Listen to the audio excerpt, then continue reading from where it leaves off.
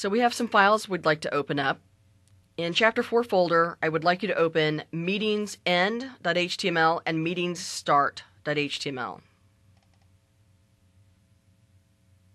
If we look at our end file and actually look at this in the browser, when I click on November 2009, it should take me down to the bottom of the page where I have the information for 2009, and I have some links that will take me back up to the top. December 2009, it'll take me down to that spot. I can go back up again. Our February is only going to go down to that point. So notice that it's far enough up on my page that it's only going to show February 2010. I can see all the rest of my page as well if I need to scroll. Let's close this out and actually make our named anchors. Go ahead and click on meetings_start. So in this page, we have our headers, we have our navigation on the side, but you'll notice it just has a little pound sign next to it, so it's not actually going anywhere. The pound sign is strictly so that I could style those links over in my sidebar. So to start with our named anchors, we need to see our insert panel. I'll fold up my CSS styles for the moment and make it so that I can see my insert panel a little bit easier, and it's just in the common category of my insert panel. I'm going to place my cursor right before the M in my March 2010, and I'm going to go ahead and click on my named anchor. A little dialog box pops up that allows me to put my anchor name in here. Now there's a few things that we need to remember in putting an anchor name in. First off, I don't want to use a number to start it off with, and I never want to use a capital. Just all lowercase. Don't feel like you need to put the whole entire line in as well. Whatever is going to be unique on the page. That's all that really matters with your named anchors, is that it's a unique name for each one.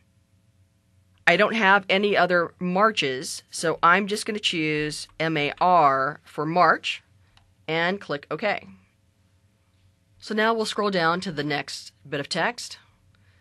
So February, I will click on named anchor, FEB, click OK. We'll do the same thing for the rest of our text here. January, named anchor.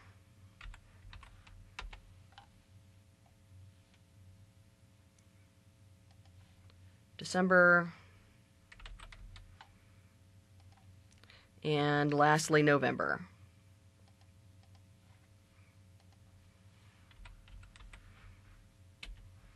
And OK. So now I need to make sure that I have a named anchor at the very top of my page. To do that, it's very easy to do so with my tag selector, because sometimes we have a full page here. It may be hard to select something outside of a container. So I'm going to choose my container tag. Once my container is selected, I can hit my left arrow, and now I will be outside of my container. I clicked on named anchor, and I'm just going to call it top. And now I should see the little invisible symbol at the very top of my page, pushing it down a little bit. And again, it's just an invisible symbol, just visually for me inside of Dreamweaver to understand that I have an anchor at the very top of my page. So now we need to actually link our files to our named anchors.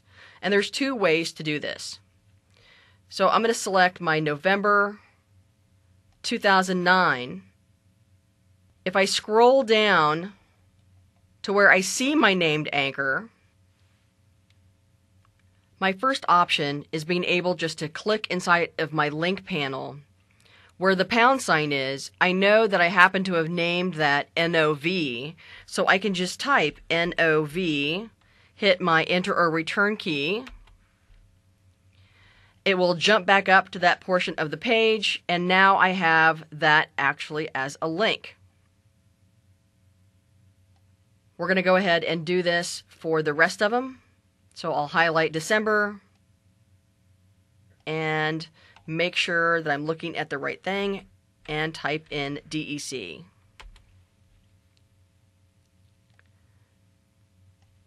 I'll highlight January, and you can either point and shoot to that particular anchor, or you can type it in yourself. And for February and for March. Once I have those in, now I can actually put my back to top in. So I'll scroll down to the very bottom of my page and hit a return and type back to top. I'll highlight it, and in my link panel, I'm going to do a # and TOP because that's what we named our anchor. And now I can copy and paste that after each section.